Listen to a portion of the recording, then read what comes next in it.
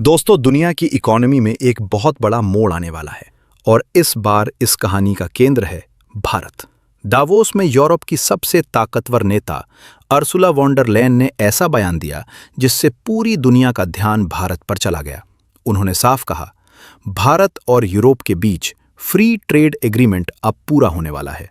और दोस्तों, उन्होंने इसे कोई साधारण समझौता नहीं कहा, उन्होंने इसे कहा सभी डील्स की मां।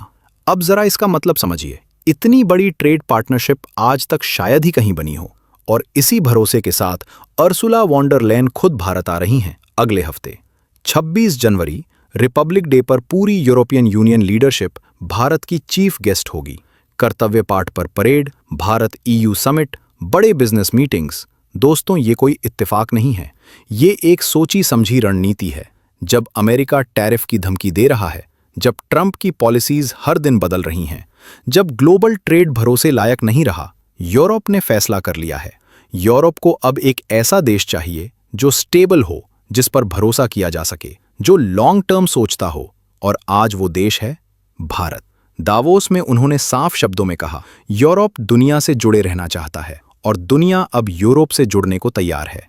मतलब साफ है, यूरोप अब चीन पर ज्यादा निर्भर नहीं रहना चाहता, अमेरिका की अनसर्टेनिटी से परेशान है और एक भरोसेमंद पार्टनर ढूंढ रहा है।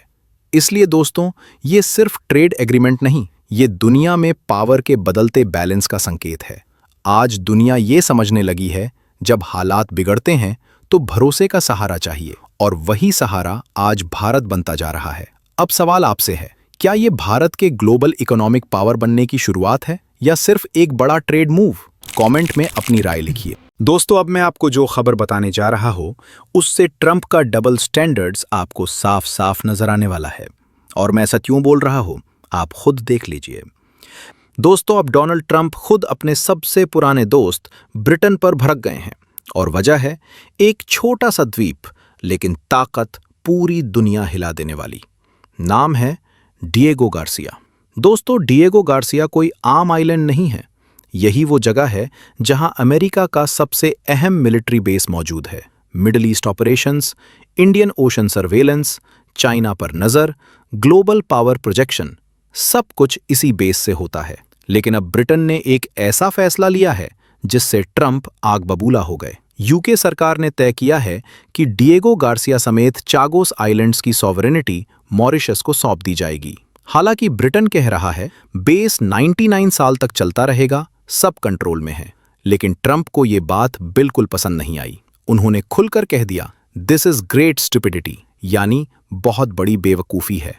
ट्रंप का सीधा आरोप है, ऐसे फैसले चाइना और रशिया को कमजोरी का सिग्नल देते हैं। दोस्तों, ट्रंप की सोच बिल्कुल साफ है, दुनिया सिर्फ ताकत समझती है, जो झुका वो हारा। यहीं से ट्रंप ने एक और बड़ा मुद्दा जोड़ दिया। उन्होंने कहा, यही कारण है कि ग्रीनलैंड को अमेरिका को लेना ही होगा। मतलब साफ है, एक तरफ डिएगो गार्सिया, दूसरी तरफ ग्रीनलैंड। ट्रंप दुनिया के स्ट्रेटेजिक लोकेशन डायरेक्ट कंट्रोल में लाना चाहते हैं। अब जरा ध्यान दीजिए, ये वही ट्रंप हैं जो पहले भी कह चुके हैं, डेनमार्क नहीं माना, टैरिफ लगाओ, यूरोप नहीं माना, टैरिफ लगाओ, एलाय हो या दुश्मन, प्रेशर बनाओ। दोस्तों, ये मामला सिर्फ ब्रिटेन का नहीं है, इंडियन ओशन में ये बेस भारत की सिक्योरिटी से भी जुड़ा है। सब जगह डिएगो गार्सिया का रोल है। अगर वहां अनसर्टेनिटी बढ़ती है तो पावर बैलेंस भी बदल सकता है, और यही बात ट्रंप को सबसे ज्यादा परेशान कर रही है। एक तरफ ब्रिटेन कह रहा है डीकोलोनाइजेशन जरूरी है, दूसरी तरफ ट्रंप कह रहे हैं सिक्योरिटी कॉम्प्रोमाइज नहीं होनी चाहिए। दोस्तों, इस पूरी कहानी का सबसे बड़ा मतलब क्या है? अमेरिका अब एलाइज पर भी भरोसा नहीं कर रहा। ट्रंप डिप्लोमेसी नहीं, डोमिनेंस चाहते हैं, और दुनिया ये देख रही है। जब अमेरिका के अपने दोस्त भी उसके निशाने पर हैं, तो बाकी देशों का क्या होगा? तो दोस्तों, जब दोस्त भी निशाने पर हों, तो समझिए दुनिया बदल रही है। आप क्या सोचते हैं? कमेंट में जरूर बताइए, और वीडियो आपको पसंद आई हो तो लाइक करें, शेयर करें, और ऐसे ही एनालिसिस के लिए चैनल को सब्सक्राइब करना ना भूलें।